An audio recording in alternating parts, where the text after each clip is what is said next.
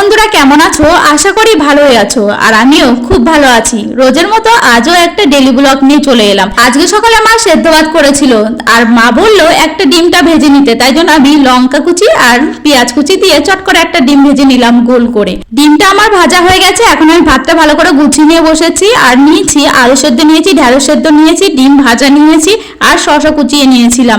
আর কচু শাক ছিল, সেটা দিয়ে খাওয়া কমপ্লিট করলাম সকালে। তারপর দুপুরবেলা দেখি 2 গ্লাস দই এনেছে রাহুল, আর বাড়িতেই লস্যি বানানো শুরু করেছে। দেখো হাড়ির মধ্যে লস্যি বানাচ্ছে কত সুন্দর করে সবকিছু দিয়ে। লস্যি বানানো কমপ্লিট হয়ে গেছে। এখন দেখো বাবাকে খেতে দিয়েছে, আর অভ্র খাচ্ছে, আর মাকে দিয়েছে, আর আমাকে একটু দিয়েছিল। আমি ভালো খাই না, তাই একটুখানি কি খেলাম। মা দুপুরে রান্না শুরু করেছে, আর আজকে করবে নিরামিষ ঘ্যার সব সবজি দিয়ে। পুঁই শাক কেটেছে, মৌ আলু, আর এদিকে টমেটো দিয়ে করবে টক ডাল। দুপুরে রান্না মার কমপ্লিট হয়ে গেছে, আর ডাল করেছে টমেটো দিয়ে, আর করেছে সব রকম সবজি দিয়ে ঘ্যাট, নিরামিষ ঘ্যাট। এখন আমি দুপুরের খাবার খেতে বসে গেছি। আর টমেটো দিয়ে ডাল করেছে, আর টক ডালটা আমার যা লাগে না টমেটো দিয়ে, আমার এক্সট্রা একটু বেশি সুন্দর লাগে।